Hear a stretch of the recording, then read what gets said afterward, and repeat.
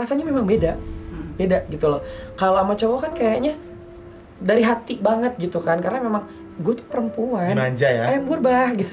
Jadi pengen disayang sama laki-laki. Nah kalau sama perempuan gini, kok gue lesbi gitu. Kan kalau orang meninggal kan ciri-cirinya aus pengen minum kan, aus pengen minum. Aku tuh marah-marahin, ibu jangan kayak gini gitu kan. Bisa diam nggak, dia bilang gitu. Udah mau sembuh. Tolong kalau misalkan emang ibu ikhlas, kalau ibu emang mau maafin Kiki, tolong banget kasih tanda gitu loh.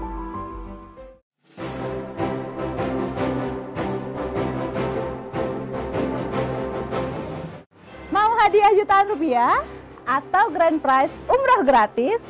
Maka saksikan terus YouTube channel Ratu Kanza ini sampai akhir ya, karena di akhir segmen kita akan bagi-bagi hadiah yang sangat banyak sekali. Dan tonton terus semua videonya, semua partnya sampai habis. Dah.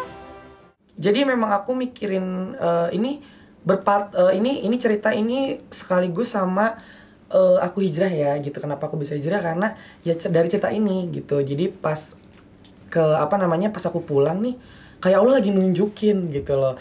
Nunjukin kayak, aduh gue harus bilang apa ya. Mereka kan orang tua di Jonggol kan mikir, wah anak gue udah sukses gitu, lulus kuliah S1, kerjaannya oke. S1 Pak? Iya, tapi saya karena mikirin duniawi jadinya nggak lulus, cepat udah tinggal sidang. Cuma aku lebih mikirin show dan kerjaan, jadi S1 aku terbengkalai. Jadi udahlah gitu, tapi jadi nyesal gitu kan. Nah, pas lagi Jonggol tuh kayak dipeluk sama orang tua, lulus apa S1? Oh iya lu S1 gitu. Kerja di mana? Di hotel, alamat gitu. Padahal udah baru resign, padahal jadi gitu. Jadi kayak aduh gimana ya kalau sampai tahu gitu.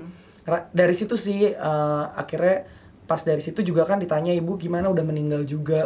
Itu tuh kayak udah jatuh tertimpa tangga gitu, diujinya sama Allah ya gitu. Akhirnya mutusin hijrah karena dari situ. Jadi aku kan orangnya nggak pernah bisa bohong. Jadi apapun tuh aku harus selalu jujur. Jadi ibu ibu angkat yang di saat aku didik, aku selalu ngomong gitu.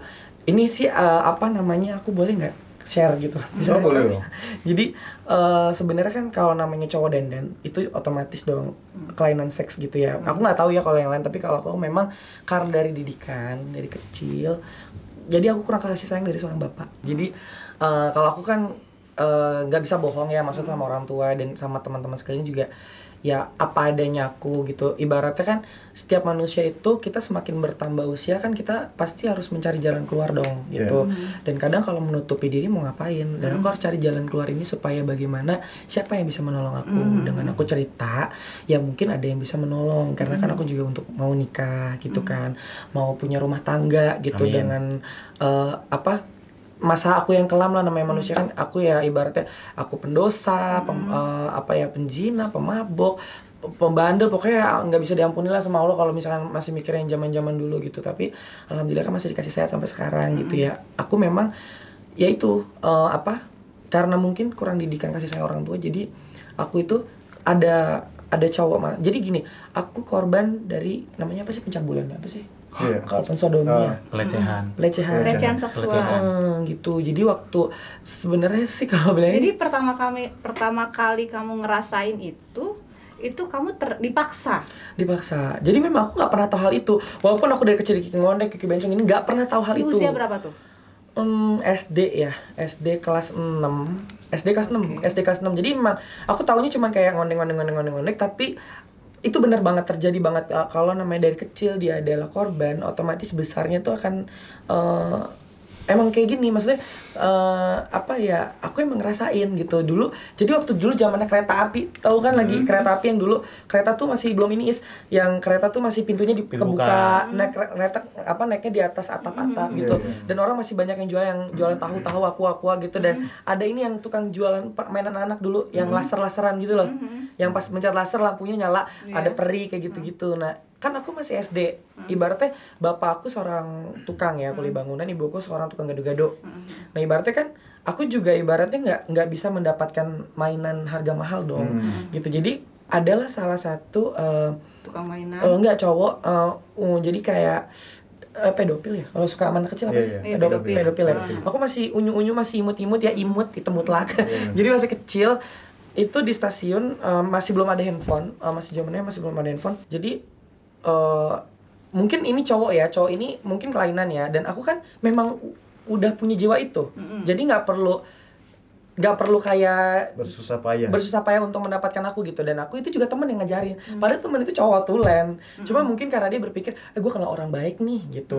Cuman kayak anak temen aku tuh kayak bukan manfaatin, tapi lebih kayak yang ada orang baik ngajakin kita berenang, karena kan mau berenang aja dulu bayar mahal dong gitu. Ini ada mas-mas yang ayo lu mau berenang gitu. Nah aku tuh berenang tapi inget banget di Halim kalau nggak salah, kalau orang TNI gitu dari sana ya, diajakin sama dia ngejemput jam 10 pagi. Jadi teman yang info ini kayak bukan handphone tapi by case to case gitu.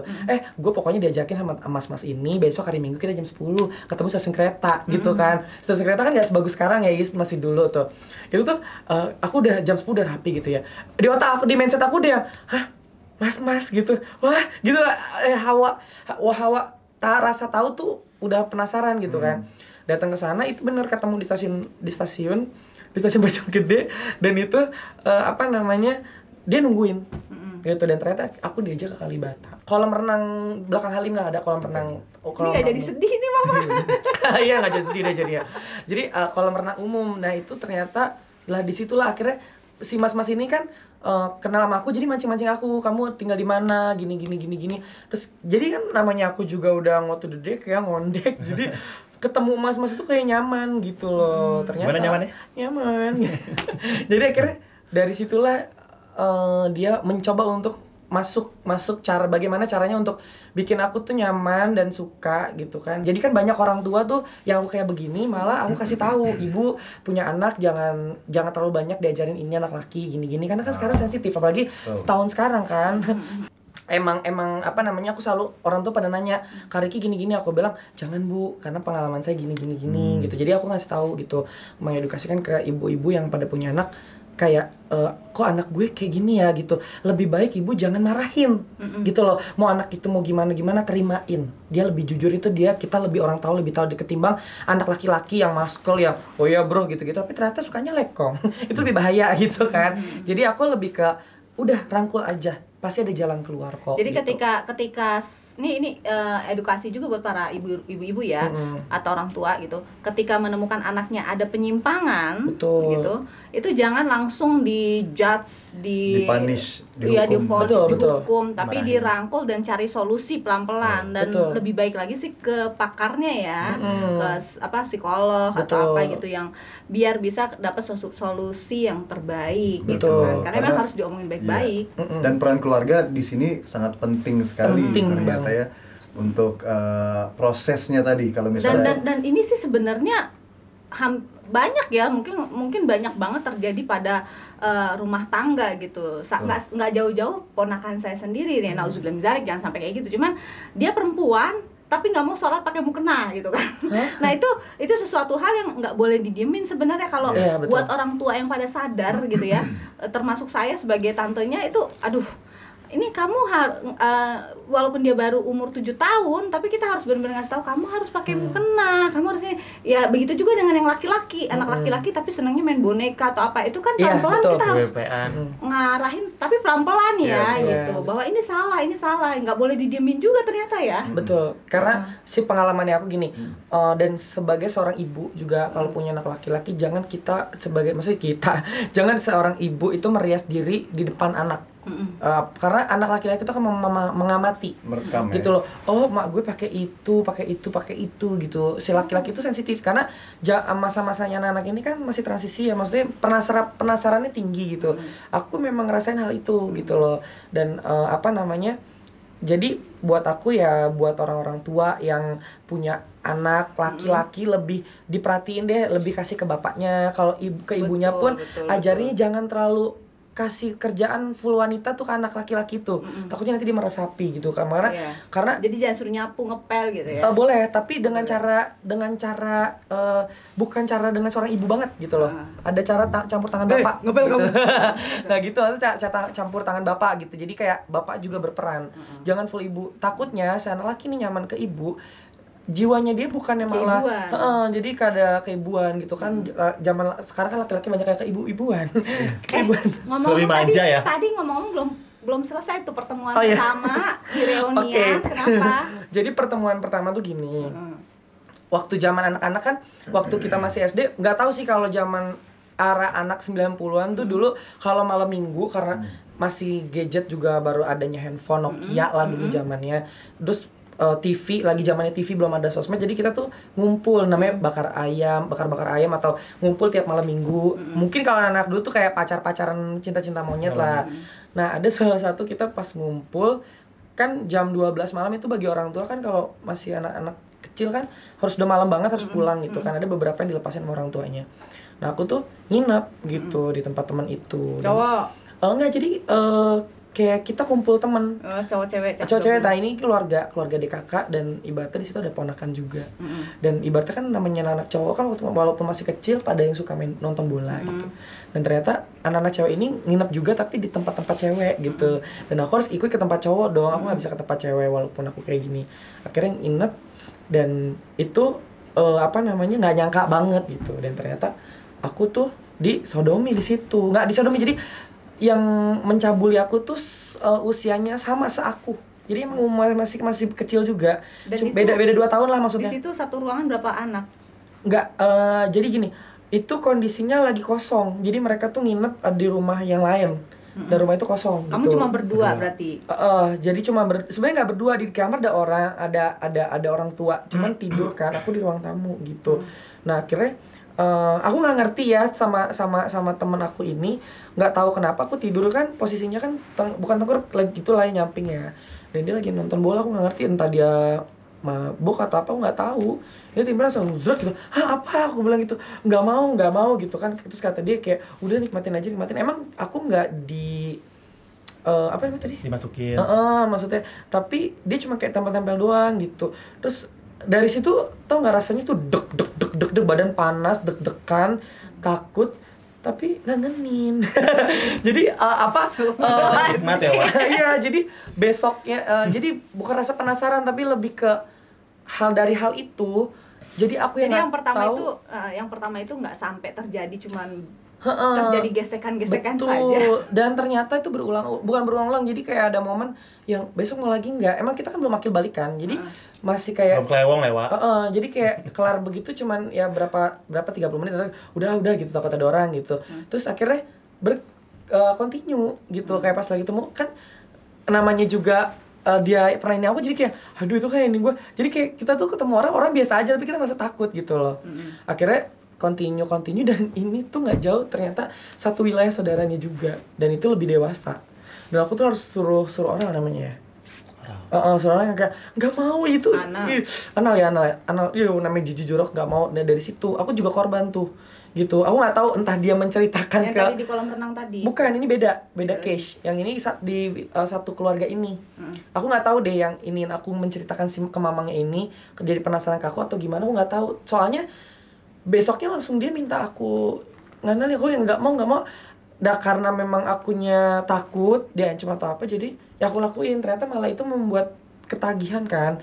Akhirnya main di kebun, main di mana itu ngejalanin itu cukup lama ya. Tapi memang akunya punya rasa takut karena kan ibu bapak kan ibadahnya kuat kan gitu. Ya Allah, sempat kayak gitu. Tapi nah yang dari usia berapa tuh? Itu dari kelas 6 SD. Kelas 6 SD dan yang itu yang di kolam renang itu case ketiga. Itu orang ketiga. Nah, itu yang ekstrim. Dan yang pertama terus jadi yang kedua, sekarang jadi yang ketiga. Banyak ya. Iya, ekstrim. Tapi memang ada ini, ada di kereta dulu kan ekonomi nih. Zamannya kan begini kan pakai besi nih ya. Jadi kalau dulu mungkin karena aku kayak jadi gini, aku nggak bandel jadi akhirnya bandel nih, penasaran. Kayak mau nagi gitu. Itu aku bisa ngebaca. Dari sini mataku bisa, oh dia sakit, oh dia sakit, oh masih ini. Aku tuh naik kereta begini nih, sama dia gini nih, seting ting gitu. Langsung dia karcis kan, kita pakai karcis kan, ngasih nomor, sama dia gini langsung kasih nomor, ketemu janjian di Citayam. Gitu dulu maksudnya. Itu pengalaman yang kotor ya, maksudnya maaf bukan ini, tapi emang menceritakan maksud pernah hal yang kotor itu. Dan berulang sampai ketemu, dan alhamdulillahnya sih aku nggak kena penyakit gitu. Itu sih pokoknya kalau diceritain mah nggak habisnya 24 jam. Gitu sih, itu yang paling sih gitu. Jadi sejak saat itu tuh Pokoknya sejak ketemu orang tua yang kamu 3 tahun kemarin ini, barulah kamu mulai tersadarkan dan mau hijrah. Betul. Itu berarti belasan tahun juga berarti kamu ngalamin agak nyimpang ya jalan hidupmu. Bisa lebih kayaknya deh. Mungkin 25 tahunan lah. Menyimpangnya 25 tahunan karena memang dari kecil bukan maksudnya mulai kenal seksnya itu tadi. Dari kenal seksnya itu mungkin 22 tahun lah. Gitu karena sempat menjalani hubungan juga kan sama pasangan. Nah, selama sepanjang jalan itu kamu pernah suka perempuan? Oh, banyak. Jadi suka perempuan. Ini sebenarnya ada sedihnya ada lucunya. Jadi kalau suka perempuan aku kan gini dong, kadang jiwa laki-laki aku keluar. Jiwa laki keluar gini, aduh kan orang banyak bilang gue tuh ganteng, tapi kenapa sih gue nyimpang gitu kan. Jadi kadang mikir, gue mau coba pacaran ke cewek, mana tau bisa. Rasanya memang beda gitu loh. Kalau sama cowok kan kayaknya dari hati banget gitu kan, karena memang gue tuh perempuan, dimanja ya, ayam purba gitu. Jadi pengen disayang sama laki-laki. Nah kalau sama perempuan gini, kok gue lesbi gitu. Jadi kayak memang jiwa kayak udah kayak kok gue kayak lesbian. Jadi menolak nggak? Jadi gini loh, kalau cewek itu biasanya kan maunya dimanja, disayang. Aku sebagai cowok nih, waktu jadi zamannya kuliah gitu, misalkan zamannya kuliah naik motor zeng gitu, cowok harus ngejemput cewek dong, ya kan? Kalau kan enggak, kamu di mana? Dek, jemput ya. Gitu kan kayak zaman-zamannya kayak perempuan banget. Meletet bukan melted. Jadi zaman-zamannya kayak gitu. Itu jadi tapi aku beberapa punya mantan yang cewek dan sampai bener ada cerita gini. Aku tuh hijrah juga nggak sekali. Jadi udah mungkin tobat sambel kali ya bisa dibilang sampai 3 kali yang bener-bener aku udah mulai kuat banget setelah emang Allah ngasih cobaan nih buat aku meninggal. Itu baru kerasa banget gitu loh. Kalau yang dulu kayak tobat sambel. Sampai ada cewek yang cinta banget sama aku gitu. Dia sampai bilang, "Ay, aku suka sama kamu tapi kan gue bencong" gitu. "Ay, aku terima kamu." "Oh ya udah, aku terima dong" gitu. Sampai dia nangis sampai mau bunuh diri. Aku bilang, "Ay, maaf, aku putus bukannya apa-apa. Aku tuh homo gitu. Aku nggak bisa menjalin kamu karena aku nggak mau kamu kesiksa." Tetap dia menerima aku apa adanya dan aku rasa kayak aduh kok gue jahatin cewek ya gitu. Gue nggak mau. Ya udah akhirnya pada akhirnya ya udah akhirnya dia lepas sendiri. Banyak beberapa cewek lepas sendiri dan aku terjerat cinta sesama. Dan itu 6 tahun lah. Dan ini cuman ya ibaratnya ya mudah-mudahan Allah mengampuni dosa. Jadi jahatnya aku nih dulu, aku tuh nggak pernah punya pasangan yang sesama. Jadi aku tuh pinter, mulut aku manis ke cowok-cowok malah, cowok-cowok normal malah aku jadiin menyimpang. Dan itu nggak cuma sekali, beberapa kali. Dan aku yang kayak udah sadar sekarang, ya Allah mudah-mudahan ini jangan jadi dosa jariah gitu. Mudah-mudahan orang yang pernah berhubungan sama aku yang udah lama dikasih kembali ke jalan gitu, ke jalan Allah lah. Ibaratnya maafin aku udah ngejerumusin dia gitu. Dan akhirnya aku ketika lagi hijrah kan juga pasti bawa aku meninggal ya, ketemu Bais juga. Kita di mana sih Instagramnya? Di Sanggar, salah satu sanggar komedi. Akhirnya ketemu sama dia, ternyata kita rumahnya deket banget. Di Boston. Kok Bojong sih? Tau gak Boston, Bojong Gede, Soneski Tonjong. Rumah kita. Gitu ya itu. Dan di situ akhirnya ketemu Bais nih. Aku emang lagi fase-fasenya lagi berduka cita, terus kayak serba salah ketemu orang tua kandung. Nah akhirnya aku bingung, ngeliat dia ikut kajian di Bogor. Aku kan emang lagi nyari ya, wah kalau gue hijrah doang nih nggak kuat nih gitu. Gue harus ikut pengajian yang buat nguatin iman gue gitu. Ketemulah dia, tiba-tiba dia ngeposting teman hijrah apa is gitu. Be ikut dong, itu apaan sih? Itu loh Be, teman hijrah yang buat kita hijrah aku bilang itu yakin mau ikut gitu. Akhirnya yaudah deh Be, boleh ikut. Jadi berkali-kali sama dia diajakin, Be di Bogor ya, sampai pada akhirnya aku sekarang jadi kayak salah satu keluarga teman hijrah Bogor gitu loh. Dan teman hijrah tuh aku salut, maksudnya bisa menerima aku apa adanya gitu. Dan akhirnya juga kita aku juga ternyata dikenal sama Aksi Cepat Tanggap ya gitu. Dan kita dikasih kepercayaan juga untuk membantu sesama bencana gitu. Dan akhirnya Yuis gitu, dan ibaratnya ya udah akhirnya aku kerasa kayak dengan adanya Bais ngebantu lah. Akhirnya ya udah Be, kita sekarang hijrah aja gitu. Sempat aku tinggalin semuanya, brek gitu. Tapi sebenarnya waktu itu ngebunuh aku karena aku terlalu frontal. Kan hijrah itu kan lebih ke ya udah hijrah aja yang kecil dulu, mungkin sholatnya dulu waktu ya. Terlalu ekstrim ya. Aku terlalu ekstrim. Jadi aku akhirnya dihijaz lah di Instagram gitu loh. Kalau dandan lagi gini-gini karena ada beberapa yang nggak jadi bisa dari apa namanya perikatan itu ya, apa namanya, organisasi atau apa ya, itu kamu di judge lagi gitu. Jadi kan gini, mereka nggak terima gitu ya. Iya, jadi gini, aku sudah tidak mau meninggalkan karena rezeki kan sudah Allah yang ngatur, betul. Dan aku kan akhirnya udah Ricky stop, lu udah pokoknya hijrah ya, akhirnya dikasih rezeki sama Allah yang bener-bener sampai titik sama Allah tuh dikasih bener-bener apa ya, kita dikasih uang habis banget. Jadi kalau hijrah itu bukan enak, malah dikasih sama Allah, yakin lo, kalau lo yakin lo akan gue kasih bener-bener sampai napas lo habis, sampai aku nggak punya duit, sampai bener-bener bingung mau ngasih bapak makan pakai apa. Itu hari ini tinggal 1.000, hari besok gimana, akhirnya bener tinggal 1.000 rupiah, dan itu kita bener-bener nggak bisa, bukan nggak bisa makan, masih ada beras setidaknya. Tapi aku mikir, ya Allah begini hijrah gitu, tapi udah aku yakin tetap sama Allah gitu.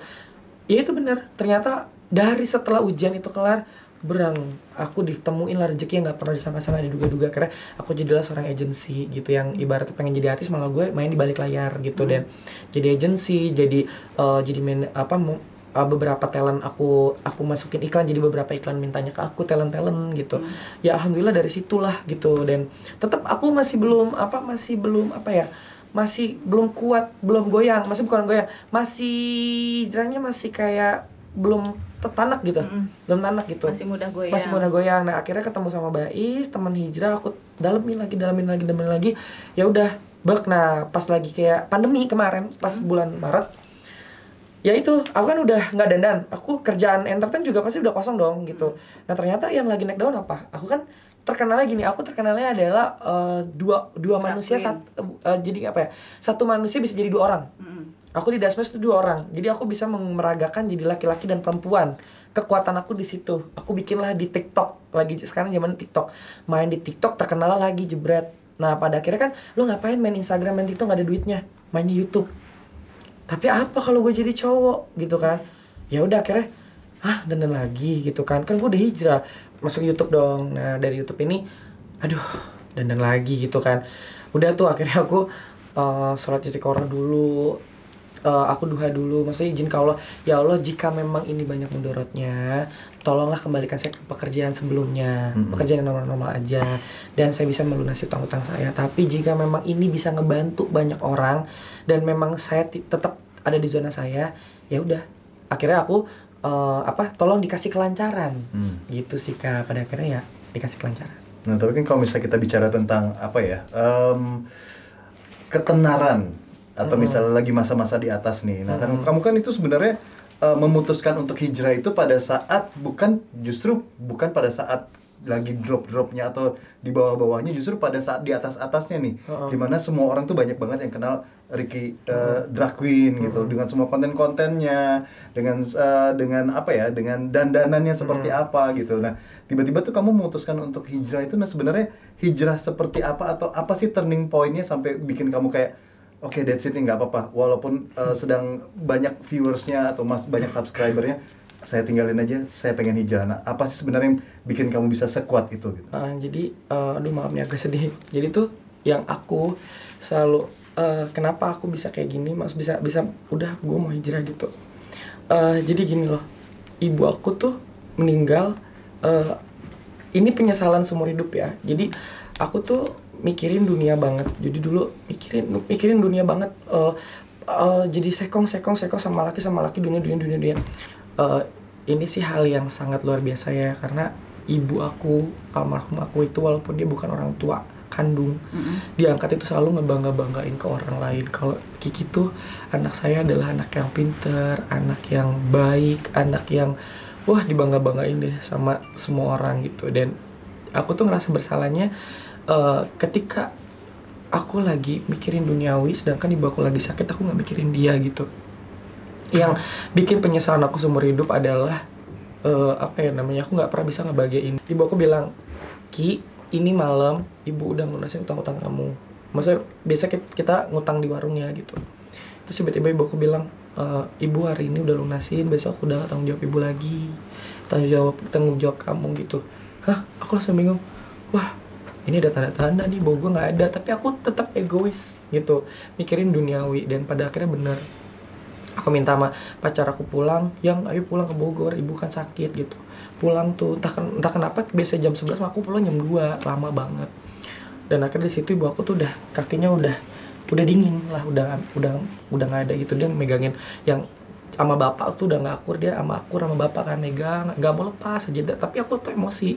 Kan kalau orang meninggal kan ciri-cirinya aus pengen minum kan. Aus pengen minum. Aku tuh marah-marahin. Ibu jangan kayak gini gitu kan. Bisa diam nggak, dia bilang gitu. Udah mau sembuh. Nah aku tuh bego, tolol banget gitu. Maksudnya kayak, Ricky lu kok nggak mikir gitu. Mungkin emang lagi mikirin dunia ya. Ibu ngapain sih pakai sakit segala, kan gue jadi nggak pacaran gitu. Itu tuh jadi aku miskomunikasi sama bapak kan. Pas miskomunikasi sama bapak tuh, ibu aku ambil darah, itu tuh udah hitam darahnya gitu. Dan ternyata dokter itu aku jadi gini, BPJS aku nunggak jadi tinggal 800.000 lah, belum bayar. Aku Alfa dong, bapak dipanggil dokter, ibunya udah kayak sekarat gitu loh, jadi jangan ditinggalin. Bapak aku nggak bilang sama aku, jadi aku punya imajinasi, udah Pak pulang dulu yuk, kita ngambil baju ibu, ngambil bantal buat dia tidur. Jadi ada pembantu aku nih yang nemenin ibu. Sebenarnya bukan pembantu, ini adalah teman sahabat ibu yang selalu sama ibu. Jadi ibu aku meninggal sama temennya ini, bukan sama aku gitu loh.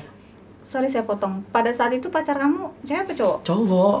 Itu cowok. Makanya ini penyesalan yang sangat-sangat luar biasa ya ke aku ya. Makanya pas banget aku pulang, itu punya handphone satu dan itu sering lowbat dan mati di jalan gitu. Ternyata pas aku pulang, pas azan maghrib, ibu aku pas meninggal. Dan aku pulang dan aku balik lagi ke rumah sakit, itu ditelepon dari rumah sakit nih. Telepon, selamat malam Pak Ricky ya Pak? Iya, dengan siapa ya Pak? Oh saya yang di rumah sakit Pak. Pak maaf ya, ibunya udah nggak ada. Ngomongnya aku pikir, iya mas nggak apa. Tetap aku punya pikiran gini, iya mas nggak apa-apa, pindahin aja ibu saya, kalau nggak ada di VIP 1 kayak VIP 3 juga nggak apa-apa gitu kan. Oh bukan, maksudnya meninggal.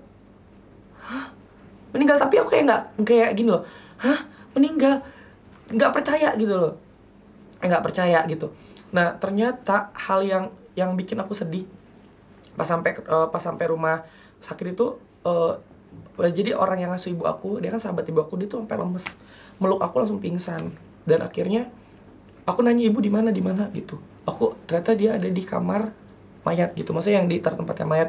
Yang bikin aku sedih adalah aku bilang, Pak ayo Pak, ini udah jam 9, ibu tuh nungguin kita, dia tuh masih hidup gitu. Tolong Pak, tolong, ayo cepetan, buruan gitu. Dia tuh sendirian, kasihan di sana pasti nungguin kita, diminta pulang. Karena ibu aku bilang kan, sempat lagi di rumah sakit ini siang-siang, dia bilang gini, jangan inepin ibu. Itu udah ngasih tanda dong, Pak ayo Pak kita ambil. Itu tuh yang tadinya aku takut pocong, yang tadinya aku takut bangsal, kita tuh lewatin rumah sakit yang udah nggak kepake, cuman mau ke kamar mayat itu. Sampai aku tuh lari sekencang-kencangnya. Pas buka kamar mayat tuh cuman ada, aku nggak tahu ya, di kamar sana ada beberapa mayat, tapi yang aku lihat tuh ada mayat satu, itu mayat ibu. Aku langsung kayak, yang tadinya mau maju jadi lemes, kaki tuh kayak pengen copot gitu loh. Aduh nggak kuat gitu. Udah aku mundur, bapak aja di bapak gitu. Pas dibuka bapak ya kayak, itu benar-benar jasad ibu mau udah meninggal gitu. Dan akhirnya aku maju, dan akhirnya aku langsung meluk dia. Tapi aku lagi nangis pakai air mata, kan aku bilang, jangan nangis tuh, nggak boleh gitu. Jangan nangis, nanti dia nggak boleh kan katanya kalau nangis. Akhirnya aku mundur, aku bersihin dulu apa yang nggak nangis, aku langsung peluk gitu. Langsung aku bilang, aku bilang, Bu, maafin Kiki, selama Kiki di dunia tuh berdosa kayak gini gitu.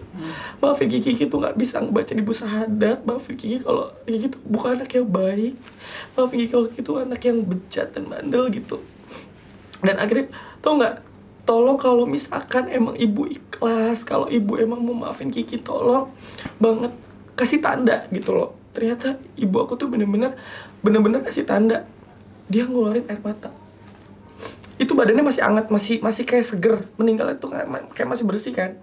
Dan itu dia ngasih tanda. Dan dia ngasih tanda bener-bener just ngeluarin air mata. Aku langsung kaget.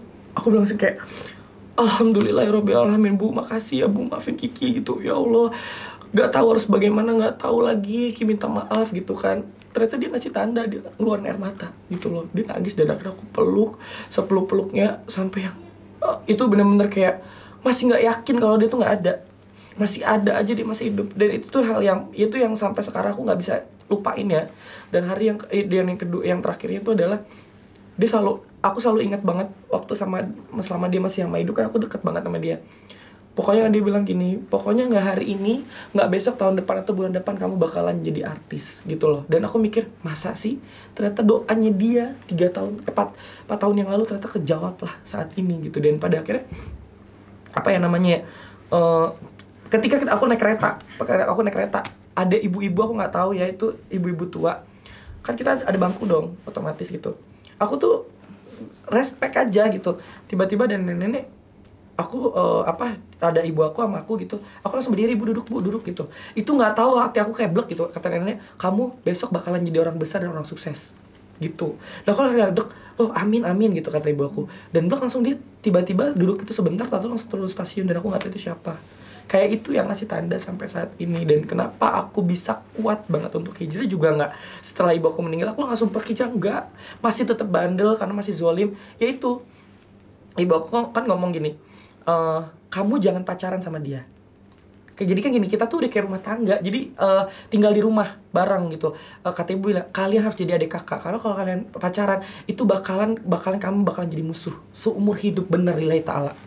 Dan ibu bilang gitu, ibu aku orangnya gini sama bapakku, aku bilang, bu aku kenapa bisa kayak gini, karena memang aku tuh butuh kasih sayang dari bapak, dan ibu tidak menyalahkan, tapi ibu cuma bisa ngedoain kamu aja, semoga kamu ke jalan yang benar gitu kan. Aku jadi mikir, masa sih gue mau nerima orang tua gue disiksa gitu kan. Jadi udah akhirnya perjalanan lah itulah yang akhirnya perjalanan itu bukan hari itu, tapi ada lagi berikutnya. Yang akhirnya aku kuat itu adalah apa? Teman-teman aku. Dan alhamdulillah banget aku nggak dikasih penyakit HIV/AIDS. Ternyata teman sebelah sampai yang, teh gue kena HIV. Hah, lo serius teh? Iya. Innalillahi wa rajiun. Kayak ngerasa, aduh gue gimana, nasib gue gimana, gue kan sama lu sama gitu. Pas dicek itu bener, lillahi ta'ala aku bersih. Dan kedua, itu kita berempat, sahabatan dia kena nih gitu. Yang kedua, dia meninggal, dia habis berhubungan intim, aku nggak ngerti entah narkoba entah apa, terus dia masuk rumah sakit.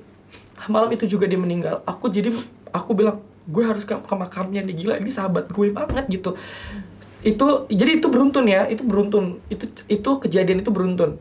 Teman aku kena HIV, nggak lama dia meninggal. Yang kena ini dia jadi belum sama sekali nyentuh Allah gitu ya. Nah yang cewek, aku ada 4, yang satunya cewek kan.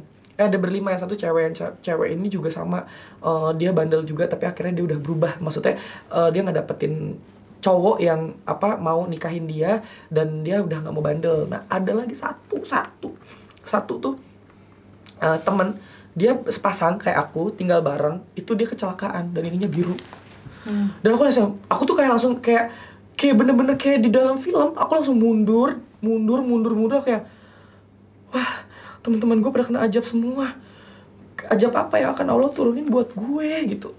Gila, ini apa nih akan terjadi sama gue gitu. Astagfirullahaladzim, aku bener-bener di situ bener-bener udah stres, sebingung-bingungnya. Akhirnya akhirnya emang Allah alam ya, maksudnya ketemu sama Bais, ketemu teman hijrah, ketemu jadul muslim, aku harus mempelajari ilmu Islam yang lebih kuat, udah kayak jatuhnya udah kayak mualaf ya, jadi mempelajari lagi Islam gini. Tapi aku orangnya mikir ya udah, makanya sekarang udah niat ibu aku terkenal adalah orang yang baik di lingkungan itu, dan aku sekarang sebagai anaknya udah, aku bagaimana caranya aku bermanfaat buat orang lain dan berbuat baik kepada orang lain. Jadi terserah orang mau nanggapin aku gimana, aku adalah orang yang jahat, terserah orang. Aku cuma mikir gini, ya Allah, kalau memang ternyata aku dandan saat ini, kembalikanlah aku cuma hanya konten di YouTube yang untuk bisa menghibur orang. Tapi di luar sana, di luar kehidupan aku gak akan pernah bisa jadi orang lain. Iya, aku begini dari kecil, aku ngondek-ngondek, tapi aku juga pengen dong nikah. Aku juga sampai bingung, aku bilang jadi aku punya sosialisasi temen asli tanggapan cewek gitu.